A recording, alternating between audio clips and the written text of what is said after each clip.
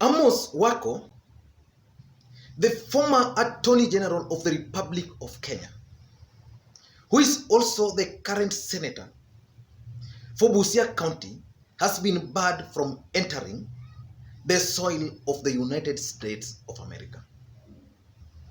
What message was the United States trying to send to Kenya? Is it about the Building Bridges initiative? Is it about the war on corruption? Or is it about the failure by the various government institutions to perform their work? Because Amos Wako was not banned yesterday, or he was not banned yesterday. Amos Wako was barred from entering the United States of America in the year 2009. And from that time to today, Amos Wako has never stepped inside the United States of America. But yesterday, the American government, through their official government website, issued a public designation on what they call due to involvement in significant corruptions in Kenya of Kenya's former Attorney General. And that statement, I'm just looking for it on my laptop here. That statement was signed by none other than the Secretary of State, which means that statement by the United States of America was intended to either send a message to Kenya government or to specific individuals in this country. And the statement is saying in some part, I just want to go through the last one.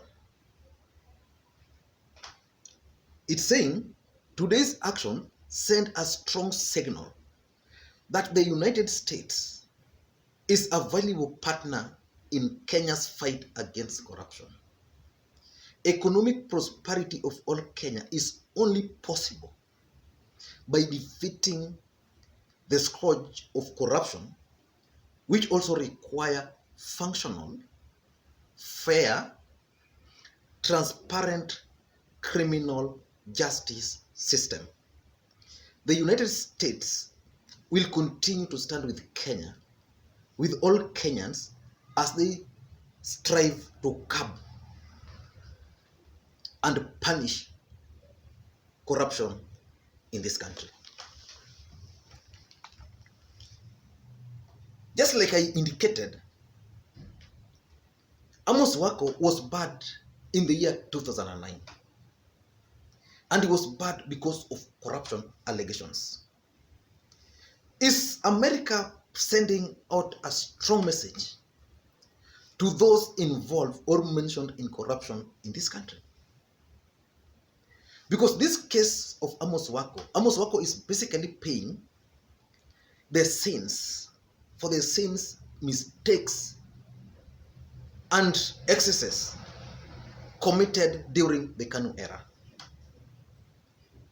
And that those sins were committed between the year 1991 up to 1997. That's when we had the mega scandals in this country. And that's what led to this banning of Amos Wako, because it's something which has been in public domain. And during that time, it's not only Amos Wako who was banned from stepping into the soil of the United States of America. There were several other Kenyans who cannot step inside the US soil from the year 2009. And one such individual, most of the individuals who were banned during that time, served the country during the Youth for KANU movement. I just want to give you an assignment.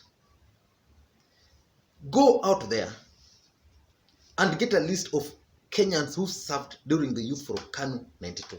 Just get that list of those people. And tell me any of them who can freely or who has freely stepped into the soil of the United States of America. And I want to also tell you that their leader during that time, who was Cyrus Jirongo, was also banned from stepping into United States of America. The same time Amos Wako was banned. So the list is long. But the question which I can't understand is why the United States of America decided to publish the name of Amos Wako, especially on their website. That's something I still don't know. Probably we need to figure out who Amos Wako is. Amos Wako is the current senator of Busia County. And although Nandi, somebody has boasted here that the Nandi chicken is the best, witness Senator Mutula Kilonzo, the Nandi chicken, Senator, the Senator of Nandi, I'm talking to you, the Nandi chicken is not the best. I want to say the chicken from Nandi are very sweet, and Senator Mutula Kilonzo Jr. can attest to that. The best chicken is from Busia, followed by Vihiga, followed by Kakamega, followed by Bungoma. So anytime you feel it, you can have, I know, Mr. Speaker, sir, where you come from, they value chicken. So anytime you go to Bungoma, your home county, make sure you pass through Nandi County so that you appreciate how sweetness of the chicken is, courtesy of Senator Mutula Kilonzo Jr. I thank you, Mr. Speaker. Chicken that can land somebody in hospital cannot be sweet. You are out of order, Senator Wako. The Nandi chicken is so hard. It's so hard that it nearly killed our senator. Ours is very soft, very tasty, very nice, and flows down the throat to the stomach. Senator, you are out of order. You have not done any research to furnish this house with order. Amos Wako is one of those well-educated Kenyans. He was a very bright chap. He has 2 degrees, bachelor degrees in law. He also has a degree in economics. And apart from that, he has a master's degree also in law. So he's a well-read guy. And during his time, Amos Wako was well-grounded as a legal practitioner in this country. And during those times, he was actually able to, at a very young age, to clinch a partnership at the prestigious Kaplan and Stratton law firm. And Amos Wako has also was able to serve 3 former Secretary Generals of the United Nations as a special rapporteur on issues to do with human rights.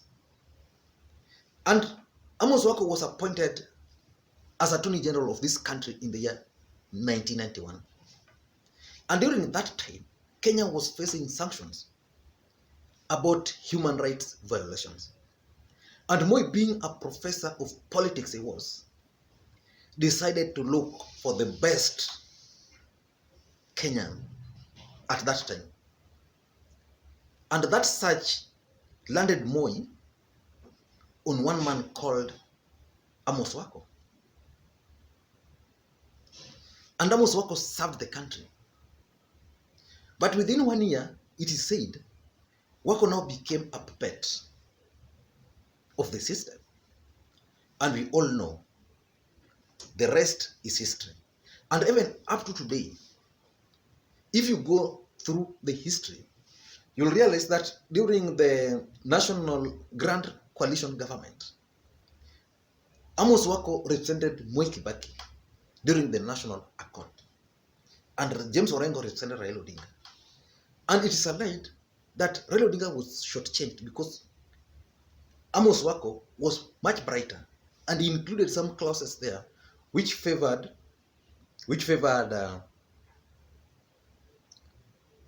former President Moi Kibaki. But those are history. But why would the United States of America ban Wako at this time? At this time when Wako is serving one of the America's baby, the Building Bridges Initiative. Amos Wako is part of the task force, which included, that task force includes Yusuf Haji, who actually was the chairman, because the task force, I think, has been disbanded because they have submitted the report. The task force is headed by Yusuf Haji, who is the chairman or the chairperson. Then there is Adam Solo, Professor Adam Solo, who is the vice chair.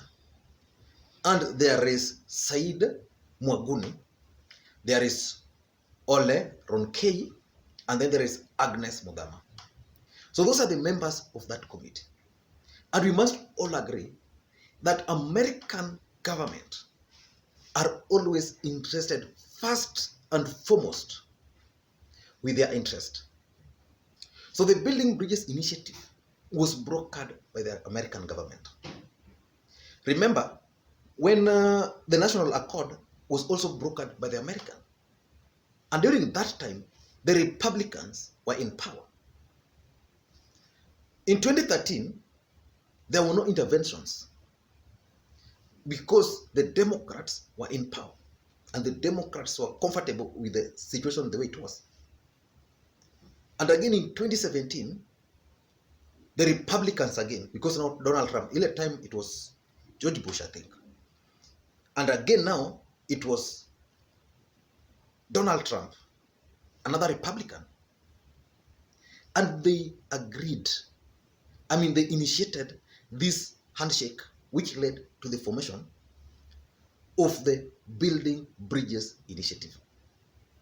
As a matter of fact, the Building Bridges Initiative,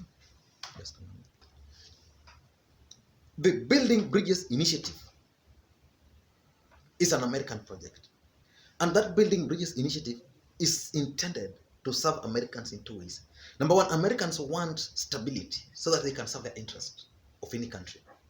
That's why, despite human rights violation in Uganda, in Rwanda, the Americans still went ahead and supported the extension of term limits. Because Museveni has ensured stability in Uganda. And Paul Kagame has also ensured stability in Rwanda. So their interest is covered. Number two, I think the American government are also trying to make an inroads again into the country. Because most of the problems we are facing in this country is as a result of Kenya looking into East. And as a matter of fact, 80% of the debts in this country today is as a result of the Chinese loan. And Americans were now trying to make an entry again into the country. And they believed that with the handshake, Raila Odinga and Uhuru Kenyatta would probably agree and allow America to make an entry into the country. And they were given a tender to construct the road from Mombasa to Nairobi, that multi-billion road.